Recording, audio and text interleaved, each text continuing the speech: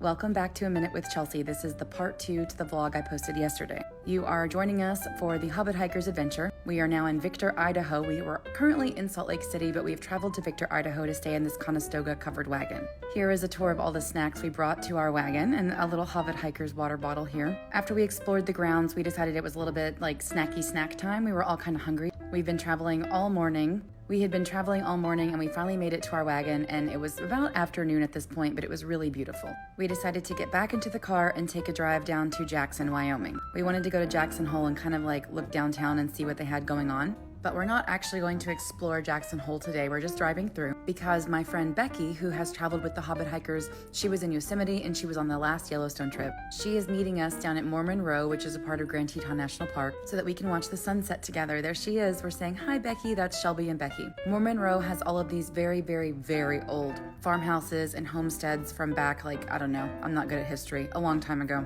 I was way more interested in these holes because look at that little man. This is a Uinta ground squirrel, and they're probably considered pests in Utah and Wyoming and those places because they are called ground chiselers because they dig super deep holes in the ground, and apparently they're a pest, but I think they're very cute. We played around with some camera settings and tried to get really beautiful shots of the sunset. This was a time lapse that sort of worked, but the point of this is that you can see the sun setting behind the Grand Teton Mountains. The Grand Tetons look like boobs because that's what they're called, the three boobs. That's what that stands for.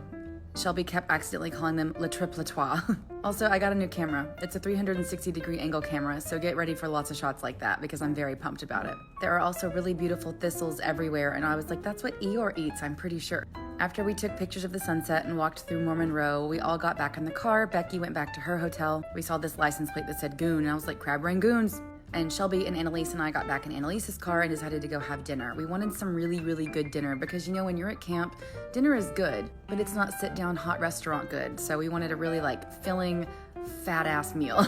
We went to a restaurant called Sidewinders. It's an American grill. We were like, we couldn't figure out what to get. So I got chicken pot pie with Caesar salad, and so did Shelby, and then Annalise got chicken and broccoli Alfredo, and we split it. Mostly because Annalise and I were both stuck between the two things that we wanted, pot pie and Alfredo, so we had both, and that pot pie was fucking delicious, baked in a buttery, crispy flake. Yes, I want it. Put it in my mouth. We stopped at Albertsons, which I've never been to, and I got a cute little bag and I got some body wash. I was afraid I was gonna run out of body wash. We got back to our little wagon, our wagon area. It's called Moose Creek Ranch, and we saw all these black and white Polaroid photos in the little guest house. They have this whole area for you to hang out if you want, with a fireplace and books and puzzles and a pool table. They have a coffee and a hot tea section, which we all wanted hot tea because there were really, really bad wildfires in California. So the air was very smoky and our throats were starting to hurt. But you know what? Your throat already hurts. You might as well have a damn bonfire and make some s'mores. I think I've eaten more s'mores on this trip than ever before in my entire life. And I'm okay with that. I could eat a marshmallow that's been over a fire every day of my life forever. I become a feral, dirty little gremlin rat whenever it comes out. I found marshmallow all over my shirt, all over my hat, on my arm. It's just everywhere. I cannot eat a marshmallow properly or